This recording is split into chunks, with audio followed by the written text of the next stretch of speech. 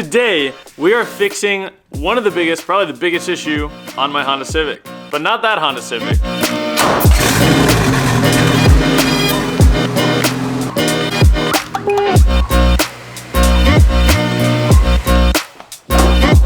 This Honda Civic. Automotion is coming up very soon, less than 50 days away. Automotion is one of the biggest car meet car show weekends that occurs in the Midwest, and the cars that go range from American muscle classics all the way to tuner Honda Civics like the car you see behind me. Last year, I brought my Turbo EG hatch, and this year, I will be bringing my 8th gen Honda Civic Si. As it sits, this car is barely capable of even going on a road trip, let alone going on a road trip and to a car show / car meet weekend, and I have a ton of work to do.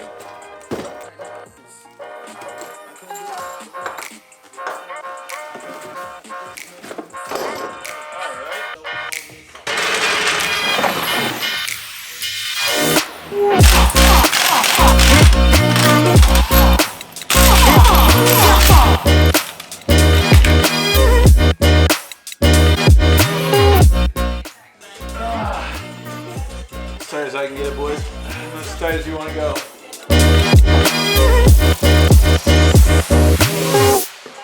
I've created a list of 20 things that I need to fix before this car is ready to go to Automotion, and they range in difficulty all the way from an oil change to a full color change wrap on this car. Today we're going to be addressing some of the items on this list that take the car from being borderline undrivable to making it an actually usable street car. The oil change is a big one because the car is a couple hundred miles overdue on its oil change, and I have not been nice to it, so I was starting to worry that I was going to spin a bearing. And as you guys know, I am no stranger to spinning bearings. No way! The next thing on the list is my transmission. It is starting to feel suspiciously knotty. Sometimes grinding between 1 and 2 from shifting hard, sometimes even grinding a little bit going into 3. It's nothing super concerning at these stages, but I know that 8th gen transmissions are super prone to gear grinds and gear pop-outs, so I'm gonna do something about that before it's too late. All right guys, one big tip that I have when doing trans fluid flushes. First, I'm gonna show you what trans fluid we're using. I believe this is a GM product. This is AC Delco Synchromesh Transmission Fluid 75W80. People sometimes use this on the 8th gen transmissions because they're prone to like synchro failure, gear grinds, gear pop-outs. And I've been told that people that have those issues, this has actually fixed those issues for them. I don't have any of those issues, but I'm kind of doing this as a preventative maintenance type deal. If I can prevent my gears from getting F, that's what I'm trying to do. I'm gonna give this a shot. Ah! Oh. So in there. Oh! Got it. All right.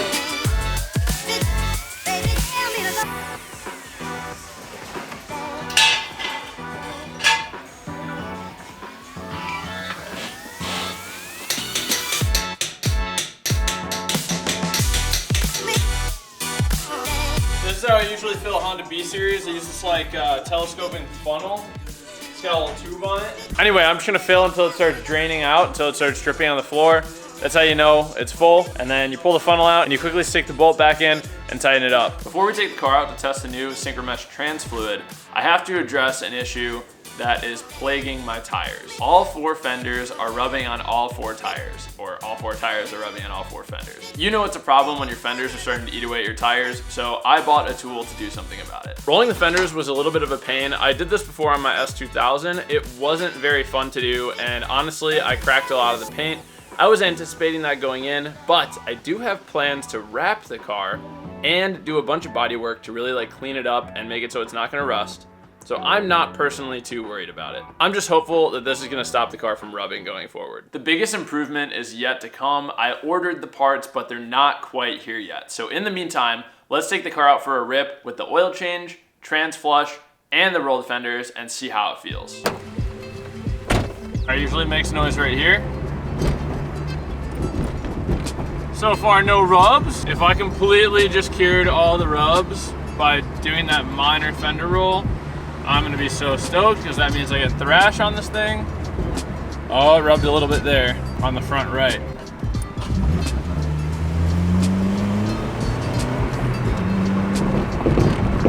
Oh, dude, railroad tracks with no rubs? The shifter feels incredible too now. It just feels like a lot smoother, which is awesome. And I genuinely mean it in the sense of the word smoother. Like it's taking the gears in a very smooth way, which is awesome.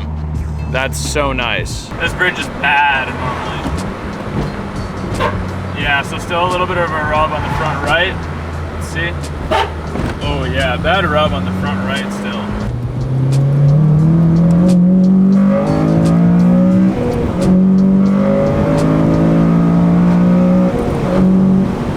Dude, no rubs under hard turning. That means the rear stopped rubbing. That's probably the biggest deal, because the rear was like melting tires. That means that I can actually put more than 2 people in this car now without melting through my rear tires through the sidewall. That's a huge, huge, huge improvement. Just those 3 things alone have made this car so much better to drive on the street. And like I said, the biggest improvement is yet to come. The part still hasn't arrived yet, so in the meantime, we're gonna be fixing the fitment of the front bumper using some quick latches. I first found quick latches from a fellow YouTuber called Build Humbly. He has a tutorial on how to install these. Check out the link in the description down below if you're actually interested in installing these on your car. I thought this was a great solution to my fitment issues because my bumper was popping off of the fender and there was no real good way to secure it back to the fender. So, quick latches. I'm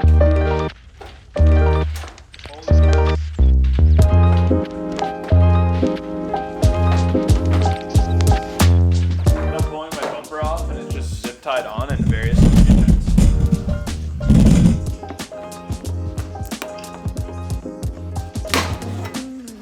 Holy shit, dude. No joke, my bumper was being held on by one screw and 2 zip ties. My whole bumper, the whole thing. 1 screw and 2 zip ties.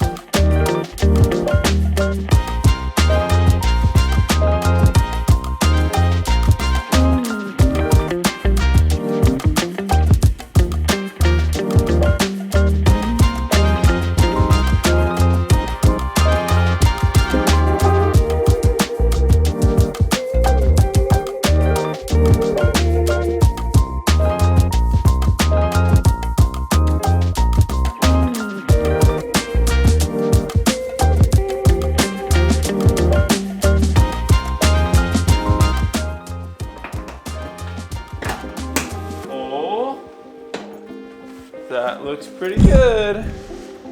Readjust. Oh, it's so close. Done. That's it. Let's go.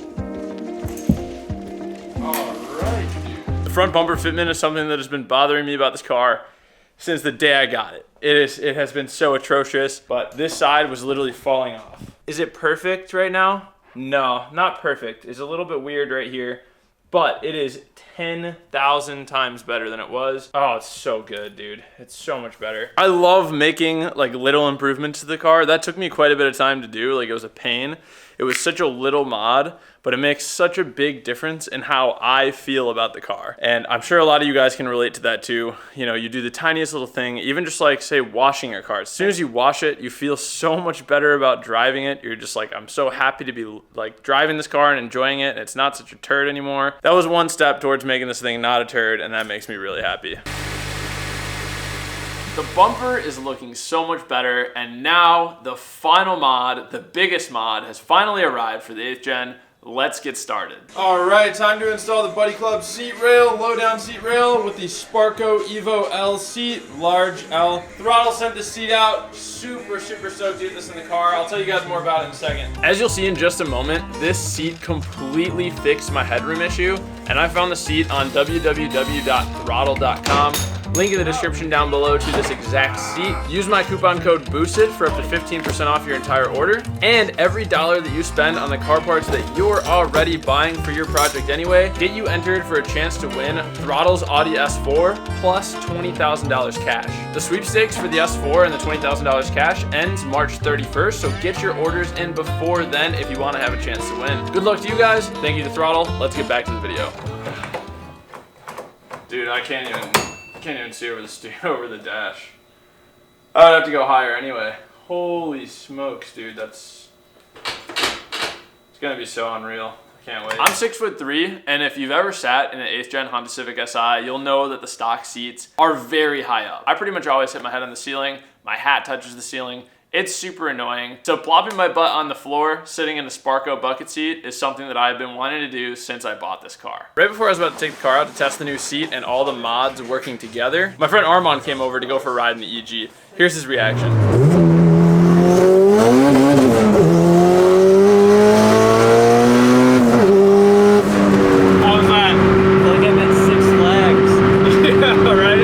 Fun. Now it's time to take the 8th gen out and test out all the new improvements.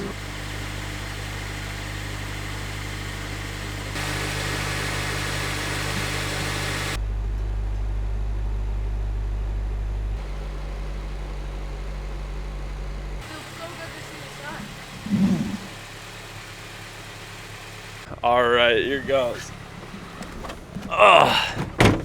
Sparco, dude. The seat's in, as you can see.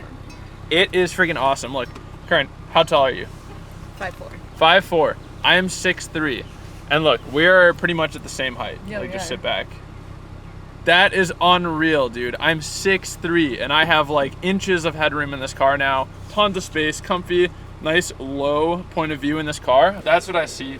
I'm just in such a nice driving position in this car now. Yeah, I'll try to show you guys what it looked like with the stock seat. I forgot to get a clip of that, but I might have one stored. Couple of key points right off the bat that are super awesome. If you're a tall guy and you have an 8th gen, these are some things you're gonna notice right away when you put a low mount seat bracket with a fixed back seat like this. One, again, your seating position is gonna be way better. That's right off the bat, huge improvement. Thing number two, your angle from your body to the shifter is going to be so much better. Previously, since I was so high up, I was so far away from the shift knob that I had to like reach for the shifter. If I wanted to go to like 3rd gear, I was like reaching to put it into 3rd. I would like actually lean forward when I would go into 3rd. Now, look where my arm is, like look where 3rd is. Like I can reach 3rd from like totally comfortably. It's freaking awesome. So shifting is actually so much more pleasant now with being lower in the car. Also, my field of view is incredible. As I probably already said, the headroom is incredible. And also, you guys are probably getting thrown around right now, but guess what? I'm not, because I am in a fixed back racing seat. And then another huge thing, I fixed the last rub as well. It was the front right rubbing, and I found the spot that was still hitting, and I just bent it with a pry bar. The paint was already cracked anyway, so I didn't really do any extra damage. But listen to how smooth it is when we go over these railroad tracks. I'm so happy.